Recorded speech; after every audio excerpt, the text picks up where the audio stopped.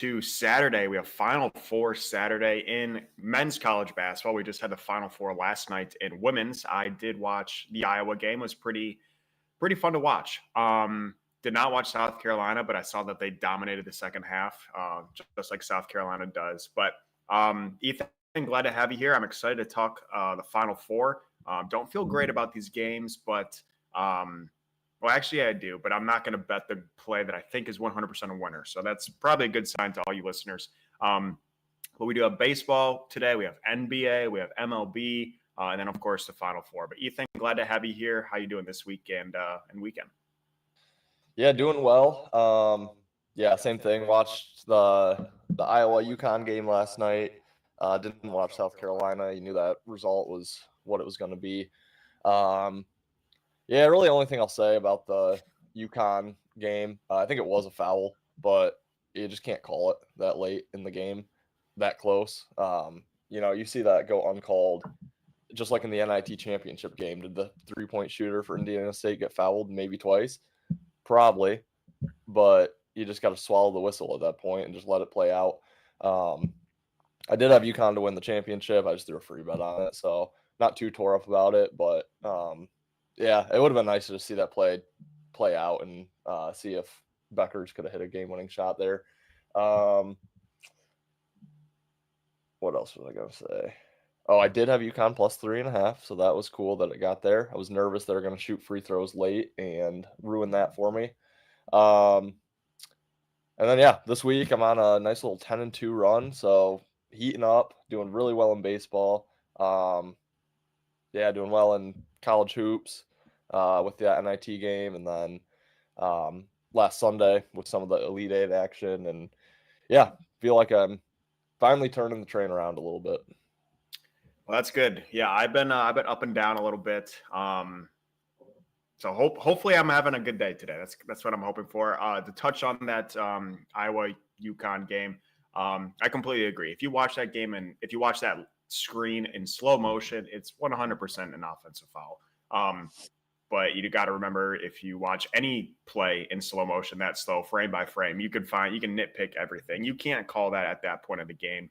Unless it's overly blatant, and I just don't think that was. The girl obviously flopped a little bit. Good play by the Iowa girl, honestly. But yeah, tough to see that that play go that way, and that game ultimately was decided by that call by the ref. I believe me and you were both on the Huskies on the spread.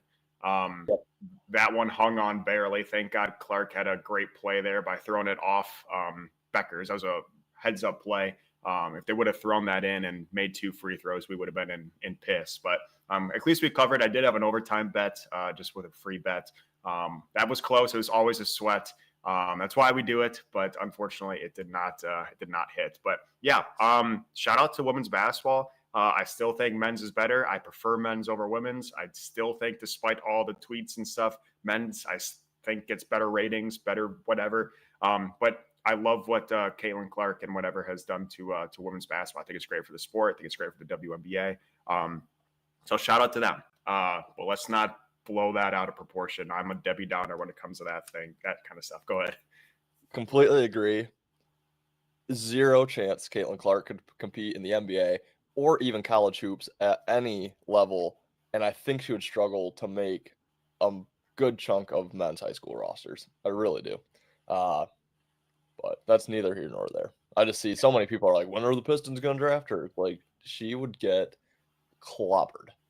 Yeah. But anybody in the league. She's a phenomenal shooter. You also have to remember their balls are smaller. The rims are the same size. The odds for their ball to go in is a little bit better than the odds for the men's ball to go in. She's also 6 foot tall, which would make her one of the short.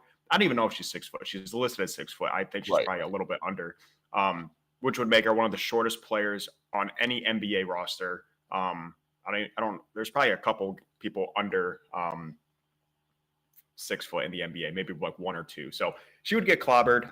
Even in men's basketball, I think she could maybe play on a couple high school teams just for her sharp shooting ability, put her in the corner and maybe dish her out, but she's not going to control the game. But yeah, she's great. She's very fun to watch. Haven't seen a shooter like that in college basketball, in women's college basketball, I think, ever.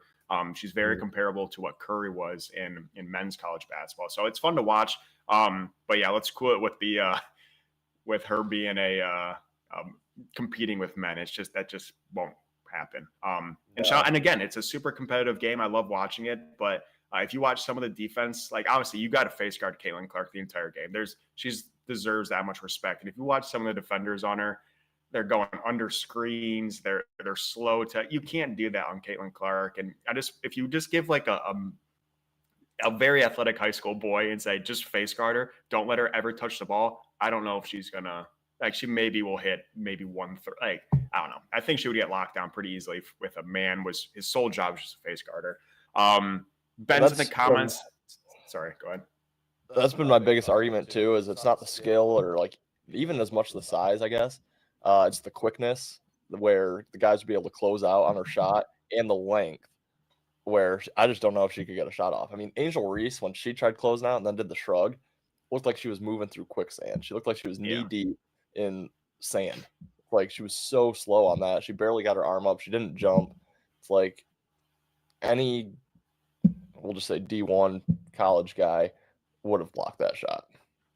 Yeah, and I don't want to shit on women's sports. I loved watching it. It's super competitive. I think Caitlin Clark and Beckers, whatever her name is, are phenomenal. So I don't want to shit on it at all, but just don't want the media to take it out of proportion like they love to do.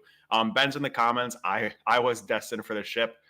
They unfortunately have a very angry South Carolina team that got beat last year, so that's a tough one. And then thoughts on Clark's ball handling. I don't know. Like it's not like she's juking people out. I don't know. I don't think there's anything overly impressive with her ball handling. I think she does really, really well to maneuver through screens when she doesn't have the ball. And then she makes a couple drives to the basket, which are just blatantly wide open, which would never happen in a men's game. But ball handling. I gotcha. With her, not what you're okay. I don't know if she swings that way. I would be surprised if she does. I think she has a boyfriend, actually. Oh, okay. I stand corrected. Anyways, let's keep rolling. I do have one last thing to say. I just got in it wasn't really an argument. It was a discussion with a woman on Facebook about Caitlin Clark being able to play in the NBA. And her argument was that she's surrounded by males who play basketball. Her dad played, her boyfriend plays, her brother, her best friend's brother, or something like that. I'm like, okay. I don't care if she's I don't care if she's playing pickup in the front yard with her dad and her brother who played basketball. Like, I don't know. It was just funny that was her argument that, she's surrounded by them. I'm like, yeah, well, that's why she's a good player, because her dad was a good player and she got good genes. But I don't know. I'm surrounded by my mom and sisters, and I'm still a terrible cook. So, I mean, if that's the argument you want to go to, we can do that all day long. Like it's some arguments are just crazy. And again, I love what she's doing for the sport. I think it's fantastic. But let's just keep it into proportion. Yes. Anyways, let's move on. Again, I don't want anyone to. I loved watching that game. I thought it was very competitive. Just don't compare it to men's sports because it's not. Anyways, let's move on. To the softball slate today. Yeah, let's move on to women's pole vaulting. One sec. My mom just said she forgot the keys. My mom is here visiting in town, by the way. Nice. Just watching my dog. 1 second. If you want to talk, what do you want to go to first? I can talk on the Tigers game quick if you got to make a quick run. Yeah, go ahead. Okay. Yeah, I mean, I'll just start off. Baseball's been doing pretty well. I started off poorly. I think I went like 1 and 3. I'll be right back. Yep, no worries. Yeah, I think I started the year 1 and 3 or 2 and 3 maybe. Since then, I've gotten back to 7 and 3. So starting to see it well. I've been taking a lot of the no-run first innings for the Tigers games. I'm taking it again. I actually don't have the odds pulled up. Let me grab that. I also don't have access to the comments if anyone is in there. Let's see here. What's up, Ben? Okay, I got access to the comments now.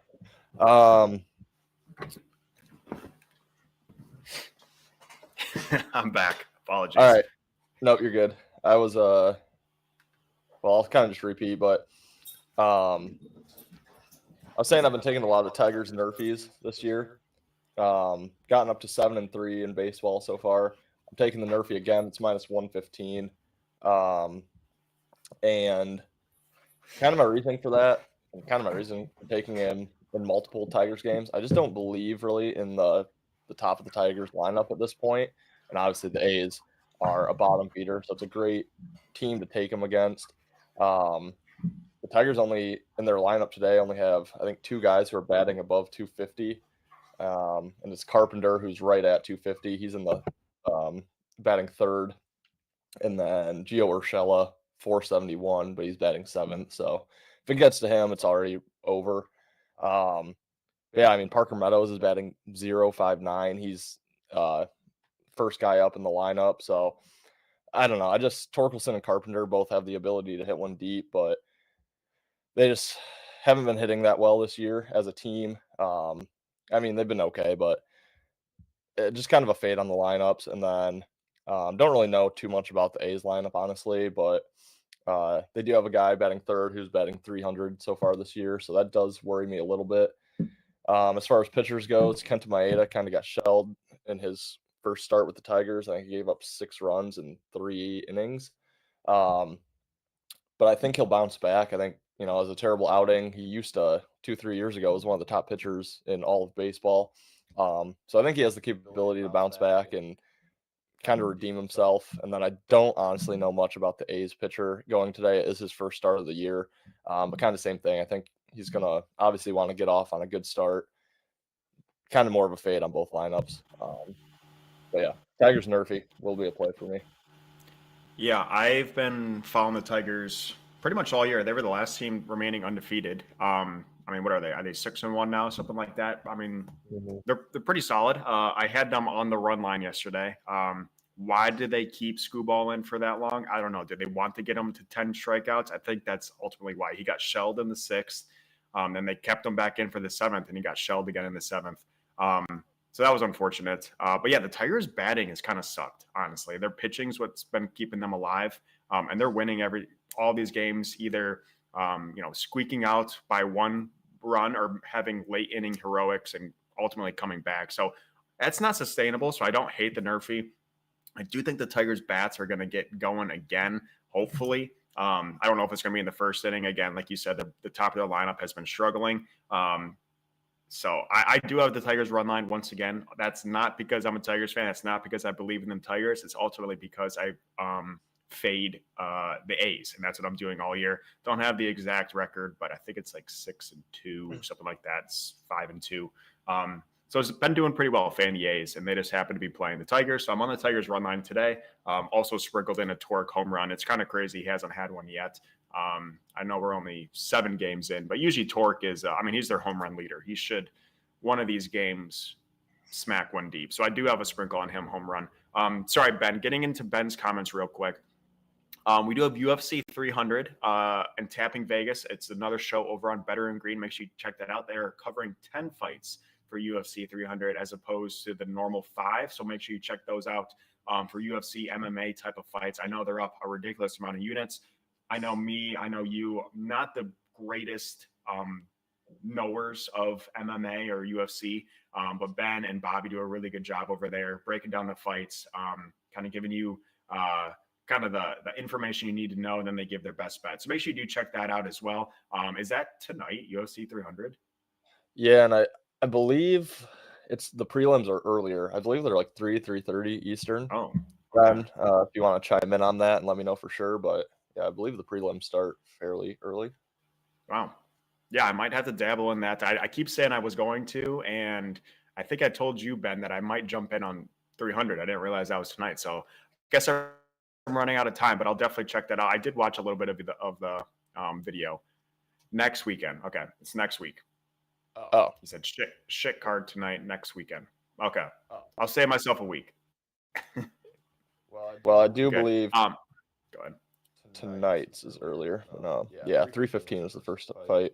I've honestly been loving it. I've been throwing it on just one of my 5 TVs and throwing a couple bucks on every fight. No clue what I'm doing, but it's been fun. It's actually been profitable. Should probably up my units there, but it's basically a complete guess. Yeah, For again, at I least a know prelim. I know hardly anything when it comes to UFC. So yeah, if you do want some more knowledge, make sure you do check out Tapping Vegas over at Better and Green. Ben also had thoughts on the chances of Purdue UConn national championship game. Probably pretty high. I'm not going to be rooting for it, but I would say it's pretty high. I know UConn is minus 750 tonight, which is outlandish. I can't believe that's the line. And Purdue, I think, is minus 300 or 400, somewhere around there. So I would say the chances are pretty good for a Purdue UConn matchup. I think that's what the country wants. I think that's what a majority of the country predicted. Not majority, but I think a lot of people predicted Purdue, UConn. Two kind of I talked about it earlier in another video. Two, kind of destined teams.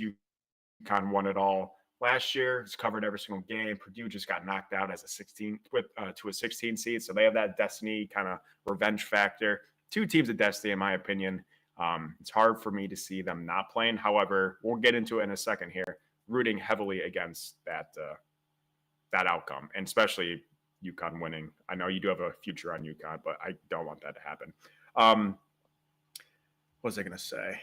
Anything else in the MLB? I am going to the Nationals game tonight at 4. They are playing the Phillies. So, of course, I will have probably the over and a home run prop there. But that's just strictly because if you go to a game, you have to bet it. That's rule number 1 of sports betting. I don't have anything else in MLB. If you have anything you want to touch on there.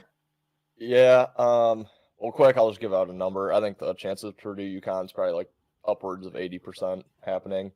I did cave though. I threw a free bet on a future for Bama to win the Natty because I do think they're really the only type of team that could somehow upset UConn if they're shooting like 50% from 3. So I did sprinkle them at like plus 1,700. I think they're still at.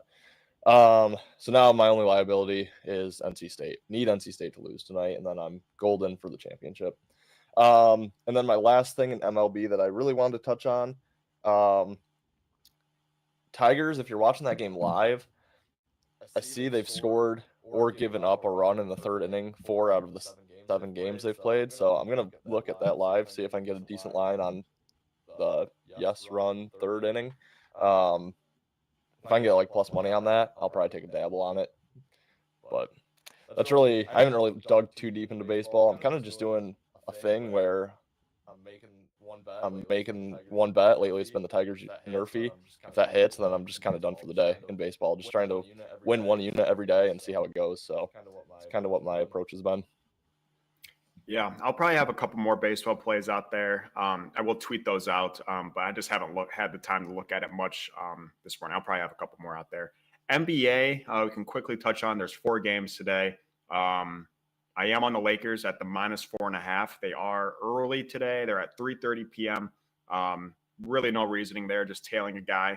And then we have Pistons, Nets, 76ers, Grizzlies, Hawks, Nuggets. I got nothing on those. I probably will not be betting the NBA tonight because I have a lot of units invested in the Final Four March Madness men's games tonight. So I probably won't touch on the NBA. I do have, again, that play on that Lakers early. But besides that, nothing for me in NBA. Do you have anything over there? Yeah, so the 2 big scheduling spots that stick out to me, I typically, when I was doing well in the NBA, would have been on the Cavs today, would have been on the Nets today, probably would have been on the Sixers today. But I mean, I was up like 13 units, hitting like 63%. I'm down to being up 2 units on the year. I'm hitting like just over 50 now. So it's been a horrible stretch. Nets are like looking to be one of the most public. I mean, I'm seeing 97% of the public on the Nets. So that would almost tell me jump on the Pistons here. But they're in a back-to-back and a 3rd in 4 nights with travel. So that makes me really nervous. The Nets, I think, have been off since Wednesday, and they've been at home.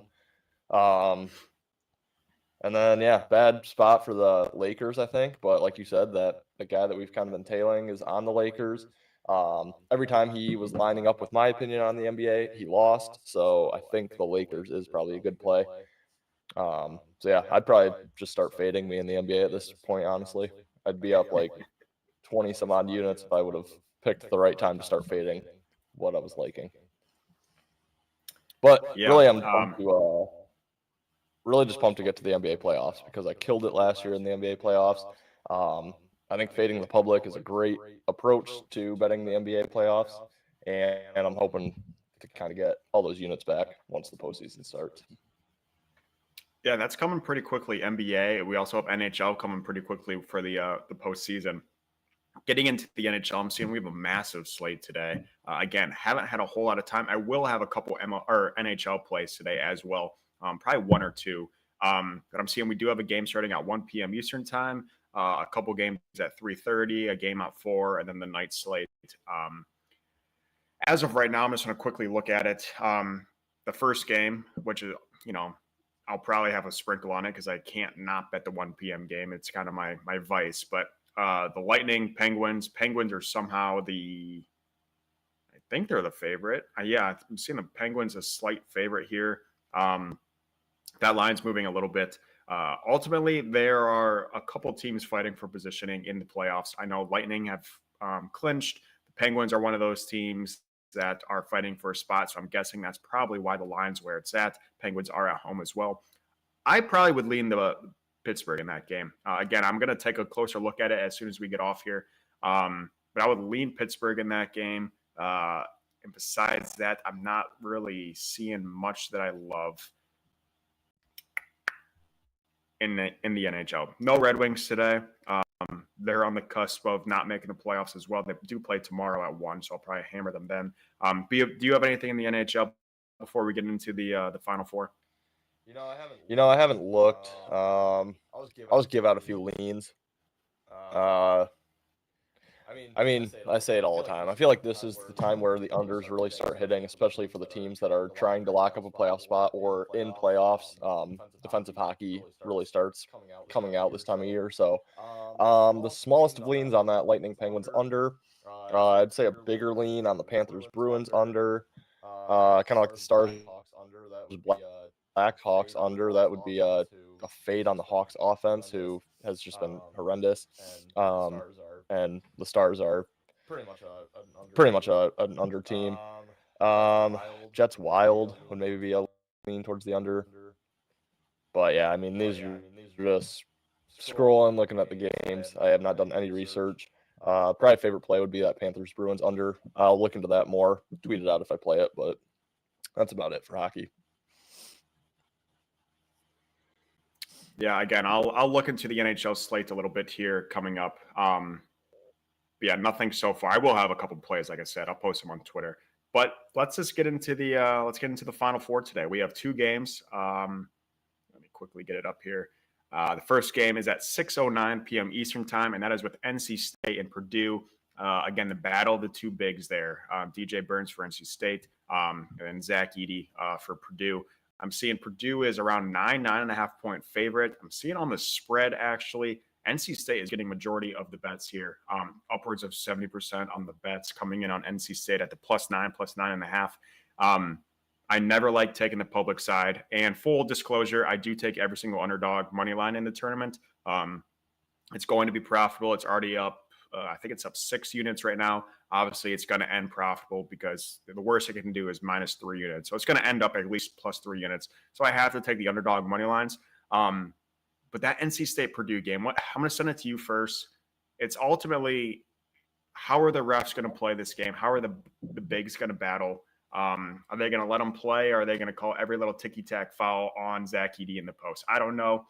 I would lean that they're going to call it ticky-tack because they've been doing it all year.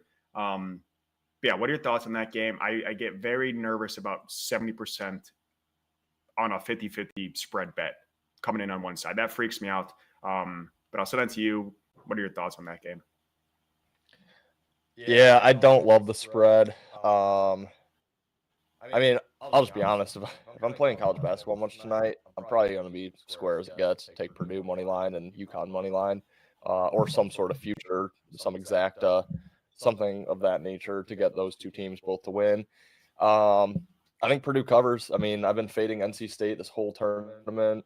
I think I'm like 1-6 betting NC State games this year. I went back and looked, so completely horrible. My one win was by the hook. When Oakland covered the plus 6.5, they lost by 6. But I was also on the money line, so I just pushed. So yeah, just really terrible read on NC State. Obviously, the public's gonna be all over them. They're the Cinderella of this year's tournament. But yeah, I mean, you said it. Purdue's gonna get the roughing on their side yet again. I think Purdue's better. Burns probably gets into some foul trouble. Yeah, I think Purdue wins. I might end up on the spread, but again, I've faded NC State so much, especially in this tournament, and I keep getting bit for it. So I'll tweet it out what I do, but I'll likely have. I need Purdue just to win for my future, to be honest. Yeah, I think the 100% correct play is Purdue on the spread. I ultimately am not going to take that. Again, I have money invested on NC State money line, not because I like it, but because I have to. But I do think Purdue on the spread is 100% the right play. It just sucks that I'm not going to bet that. I might have a play in the total in that game, just so I could have some other coin in that. Can't bet player props here in Virginia, but I mean, honestly, betting ED points is never a bad gig, especially when he's going to shoot 20 free throws at least. But yeah, I think Purdue ultimately is going to win. I think they're going to cover. I think DJ Burns is going to have a tough time guarding Edey. Even though he does have the weight advantage, I think he's 4 inches shorter, maybe 5 inches, 6 inches shorter than Edey. And again, the ticky-tack fouls. Whenever you have the refs on your side, it's tough to win a game. I hate blaming refs, but the Purdue has had the refs on their side the entire season, and Edey gets his way of things. I would love to see an even reffing game. I would love to see Edey get called on fouls on DJ. I don't think it's going to happen. I think DJ is going to get in foul trouble quick. And then ultimately, if he's out, Purdue's going to roll because NC State doesn't have a whole lot going for them, unfortunately. But yeah, I think 100% the correct play is Purdue on the spread. Again, I'm not going to bet it. I don't want to go against my bets, but yeah, ultimately, selfishly, I want NC State to win, and we'll talk about our next game, but I am on the underdog as well. So I need both dogs to win in order to win my bracket. Is that going to happen? Probably not. But very interested for that game, honestly. That big man battle is going to be super fun to watch. And again, I'm going to be pulling for the underdog. I think the gas runs out in NC State tonight, but it should be a fun game to watch. I'm excited to watch that. And then we got our second game, starting at 8:49 p.m. Eastern time. Bama, UConn. This spread to me it's nuts. It's 11.5 to 12-point spread in favor of UConn. UConn is minus 750 the last I checked on the money line. That's nuts. Minus 800 now on ESPN Bet. That's absolutely crazy. And I know they're the best team in the country. They've been the best team in the country all year. But like you said, Bama is. If they get hot, Bama scores 80-plus points a game, regardless of how they're shooting. They just always seem to find a way to score 80 points. If they're shooting well, triple digits is not out of the story for a Bama team. And that just seems way too much value to give Connecticut against a Bama team that's one of the highest scoring teams in the country. I think they're like the number 1 or 2 offense in the country. I think I love Bama spread. I think it's my favorite play of the day between the two of them. It's too many points. It might be a little square, but I am seeing the public pretty like 60 to 62% coming in on Connecticut spread. Again, UConn's covered every single game this tournament and last tournament. People are making sure the public knows that. Also, there's the whole UConn bus story, which I'll talk about after I send it over to you, which is just trash. But I love Bama spread. I think Bama's ultimately going to cover. I think UConn's going to win, but I like Bama on the spread quite a bit in this game. Yeah. I'm on Bama spread. Yeah. I'm on Bama spread. I bet it. Literally, I think as soon as it came out on Saturday night, 11.5. Did you say it's still sitting at 11.5? That's what it's on ESPN right now, 11.5. Okay. Is that minus 110? It's minus 105. Okay. Yeah, I think it's been sitting there like all week. I got it minus 108, so a little bit different, but yeah, I mean, Bama's like I just said, Bama's the one team that can compete with UConn and give them a chance to to upset UConn if they're shooting well from three. So yeah, I think the 11.5 is way too many. I mean, UConn could be up by 20, and Bama could still easily backdoor cover. And yeah, I think UConn's run of covering games, I just think it ends either tonight or in the championship. I just can't see them doing it 2 years back to back. So yeah, RA on Bama. Like I said, I sprinkled Bama with a free bet to win the championship just in case they do get the upset here. Yeah, like Bama a lot on the spread. I do think UConn wins, probably a 7-8 point game, but yeah, I think Bama, if they're shooting well, could shock them. One last thing, I just want to go back to the NC State game, which is pretty well known between you, me, and people that follow pretty closely. But NC State, when these good teams that they've been playing have just been putting up dog shit numbers from shooting. I just went back and looked. Texas Tech, Marquette, and Duke all shot below like 33% from the field. And Oakland was the only team that shot above that. They shot like high 30s. They took them to overtime, Oakland. So it's like, if Marquette was hitting, if Duke was hitting, I mean, NC State's probably not even this far. Obviously, that's partial credit to their defense as well. But, I mean, to keep Marquette to 33%, Duke to under 33%, and then Purdue in back-to-back games, really tough task, especially with Edey, who's going to clean up a lot of those shots. So, yeah, I think I just talked myself into Purdue minus the 8.5. Yeah, I got to find a way to are they 8.5 now? I could be wrong. That's what I'm if seeing. If they are, I might have to just go against my money line and say screw it, because that would be some major reverse line movement. Again, I'm seeing like 70+% coming in on NC State at the +9, 9.5, whatever they were at. I did see this morning it was at 9, so it could have got down to 8.5. If that's the case, I think I might have to flip over to Purdue there. I think Purdue's going to roll, honestly. But again, rooting for the underdog. Yeah, I'm seeing 8.5 minus 110 on Caesars. God, 9 damn. on DraftKings. Yeah, it's got to be Purdue. Damn it, that sucks. I don't know. I don't know if I'm going to play it. I do. Again, I think that's 100%. 1,000. It's probably the best. I like Bama spread, but I think Purdue is the sharpest play on the board, in my opinion.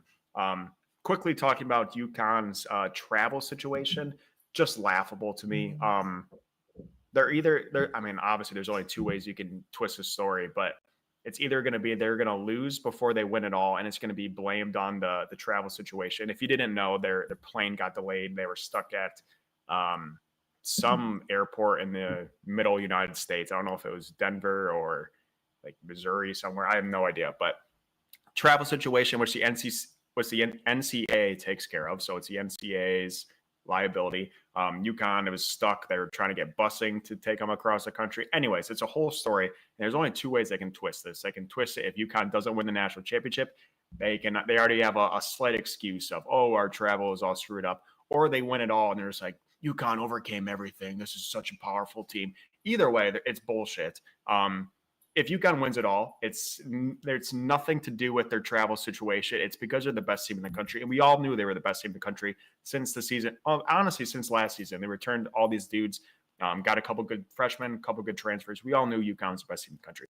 If they lose, you can't already have excuses. It's what the Niners were starting to do that in the Super Bowl with their practice field situation. It's never a good look to already have excuses lined up. So either way, it's just funny that the NCAA had, I guess, whatever, it is what it is, but this story is popping up and you can think of it how you want. But either way, if I see UConn wins it all and they're like, through all the adversity, UConn pulls through and wins it, shut up. Like, yeah. Anyways, that's my 2 cents about that. Did you see the whole story and everything? I actually didn't, but yeah, I think you're dead on with that. Yeah, I mean, everyone likes the story, man. It's stupid. I mean, yeah, they were the number 1 overall team entering the tournament, so yeah, it's not like that. It's going to bring them together to this miraculous championship run. Like, no. Yeah. Well, do you have anything else before we close out here? Almost an hour on here. Thank you guys all for watching as well. Make sure you do like and subscribe. We're at 637, trying to get to 1,000 before the NFL season. So if you guys aren't subscribing, we really appreciate it. And again, in the comments, if you guys have any questions about any games on the slate today, feel free to let us know. We'll stay on for a little bit longer and answer any games that you want. Again, you probably don't want my opinion. But maybe it could give you a reason to fade a certain bet. We do have women's national championship game tomorrow. I'm seeing South Carolina is a 6.5-point favorite. That is at 3 p.m. Eastern time. I'll probably tune into that game. There's nothing else going on Sunday, so I might tune into that. No lean, honestly. I think South Carolina ultimately blows them out of the water, but I'll probably take South Carolina. Why not? Yeah. Do you have anything else at any other games you want to talk about? I mean, the only good thing about UConn losing last night is it does give me another game to fade Caitlin Clark. So, yes, I will be on South Carolina, absolutely. I would wait till right before tip-off because, obviously, the public is going to hammer Iowa. Yeah, they're not winning. They probably aren't covering. I'm actually 4-0 in women's college basketball this year. So, South Carolina could be a 5-0 sweep on the season. Obviously, not a lot of plays whatsoever, but yeah, I'll be on South Carolina. 2 leans for tonight's games as well. I kind of like the over in the Purdue game, the under in the Bama UConn game. I know you did a video about the line movement and things like that for that Bama UConn game, saying how you thought the under was that sharp side. I do agree. I won't be betting it because that is like torture to bet the Alabama under. But yeah, I think that's probably the sharp side if you're looking to bet the total. Yeah. We've been on the wrong side multiple times, not just on Bama, but of those high totals, taking the under on them, and they are just terrifying to watch. It's the definition of a sweat. You always think like, oh, if what was it, the Kentucky Alabama game? I think the total is 175 or something. We're like, yeah, let's take the under. If they go 2 minutes without scoring, we're looking pretty good. And they scored the entire game. I think there was 200 total points scored, and at the end of the day, you're like, why did I take an under on 2 powerhouse offenses that run up and down the court and play absolutely no defense? But that's, again, I do think the under is probably the sharp play in that Bama UConn game. You just got to look in the mirror and ask yourself if you want to sweat out 40 minutes of fast break layups by Bama and UConn to have the under maybe get there. I don't know. And then at the end of the game, you have the free throw situation. To me, it's just I don't want to deal with that. But Same. If you're looking for a sharp play, I do think there's value in that under in Bama UConn. It's just not the most enjoyable bet to be sweating out. Did you watch the NIT championship? No, I was watching it for a little bit. I turned it off like at halftime, and then I saw like a replay of something, and I saw like Indiana State was up like by 7, like late in the game. And then I saw that Seton Hall won. I'm not really sure how that happened, but I saw you were on the under. Yeah, that was a roller coaster. Somehow there was not a single late free throw shot in that game. Don't know how. Under hit by 4 points. It was literally right on pace. Because it was right at minus 160. So I was looking to stay under like 40 points in the first 10 minutes, 80 points in the first half, 120 in the first 10 minutes of the third or second half. And it was literally like right on pace every time. It was like 39 points at half, like I think 80 or 39 after 10, 80 at half, or maybe 78. And I was like, it was right there the whole time. I'm like, this is dead. I mean, it's going to get down to late free throws. They're going to make 20 of them, and it's way over. Yeah, somehow in a close game that I think was, 1 or 2 point differential, didn't shoot a single late free throw. So I lucked out big time. Yeah, the last possession, if you haven't seen it, was worth watching. But after that, I'm done with the totals, especially under in college basketball. It was a nightmare, but happy it got there. We have a comment over on Twitch from Bryant. Welcome, brother. Saquon Barkley, top 5 fantasy pick or nah? Ooh, I love a good fantasy question. Yeah, I don't know. I probably wouldn't. I think he's probably a top 10. I would probably I don't know. I'd probably pick him late first round, early second round if it's a 8 to 10 man league. I don't think he's a top 5. I don't either. Getting up there in age, has an injury history. Hurts is going to take all the push touchdowns. Yeah, I don't think so. I also don't know, like, is Eckler a top 5 still on the Commanders? No, he's getting too old, I think. Honestly, too, it's just moving so much to a receiver league where the receivers are ball hawking, the top 3 picks, basically. Jefferson, McCaffrey are going to be probably 1, 2, Tyreek. That doesn't. Kelsey's always going to be up there. Yeah. I mean, we saw what happened when Swift went to the Eagles. Nothing changed drastically. He was, I guess he was a little better than he was at Detroit, but it wasn't like he was just a powerful back. And Saquon's getting old. He's getting to that end of the career for running backs, for stud running backs. And that's just the sad fact of it. He is a powerhouse, but he also has had injury problems in his entire career. I don't think he's a top 5. I think Again, I haven't looked at drafts at all. I would probably take him maybe early second. I don't even know if I'd take him first. Again, I haven't looked at mock drafts or anything for fantasy, but that's kind of my initial thoughts. Yeah. I feel like Gibbs and Bijan would be ahead of them just because of their age and production last year. He says, appreciate you guys talking me out picking him with a top pick. Again, we'll have more fantasy stuff coming out as the season approaches. But really haven't looked at fantasy much at all. But we're big in fantasy, so stay tuned for some fantasy stuff. Appreciate you hopping in on the comments. Ethan, anything else? Actually, last question. Since I do have NC State money line, do you think I think Purdue spread is the play, but do you think Purdue spread into some sort of parlay, with a bet in that UConn game would be a way to, I don't know, do you know what I'm saying? I'm going to ultimately bet against myself since I have NC State money line. Is it, would it be valued to have Purdue spread and whatever, Bama spread, for example, to have a 2-teamer? So that way, I don't know, because I think Purdue's the right play.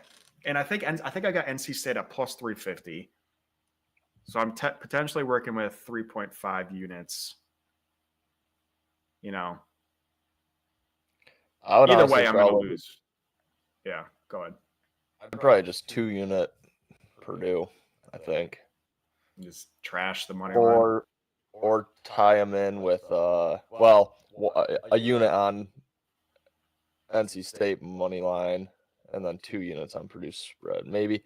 I don't know. The underdog strategy, for me, the way I look at it, super fun and obviously profitable most years, including this one.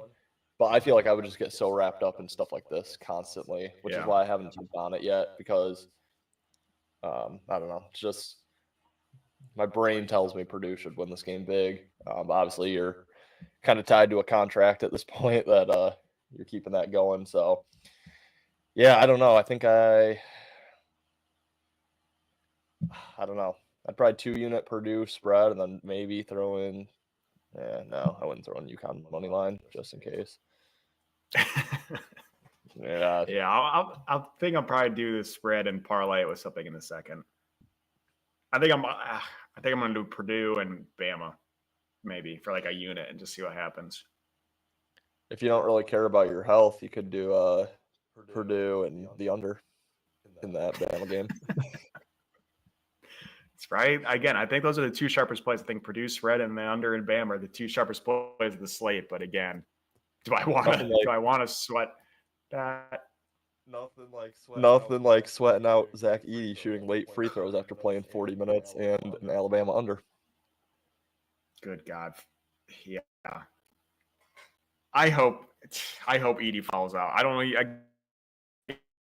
I don't think he's fouled out once this year, which is, I think he's going to get the treatment he's got the entire year. It'd be crazy that something would change now. but we'll see. I'm excited for it. Right. But we'll wrap it up here. Thank you guys for hopping on. Ethan, thank you for hopping on as well. Good luck on all your bets. Again, make sure you do follow us on YouTube. That's our primary streaming source. Again, we're trying to get to that 1,000 followers on there, 1,000 subs on there. Make sure you do follow us on Twitter as well. My Twitter name is Worst Bets. Ethan is eBainbridge26. We post our plays every single day on Twitter at Multi Sports. Again, I think I have a home run prop right now on my Twitter, but I will have my NHL play, a couple MLB plays, as well as our college basketball plays. So make sure you check out our Twitter. We'll post all our official plays over there. BS comment over on Twitch. But thank you guys for hopping on. And Ethan, anything else before we close out here? Nope. Yeah, thanks for hopping on, and we'll see you Monday, maybe tomorrow. We'll see. Probably Monday. Yeah, we'll be live Monday for the national championship. We have to figure out what time that national championship is, but depending on time, we might have a quick live, or it might be earlier, or we'll stay tuned, but we'll do something on Monday. But appreciate you guys. Happy Saturday. Good luck on all your bets. Thanks for tuning in, and we'll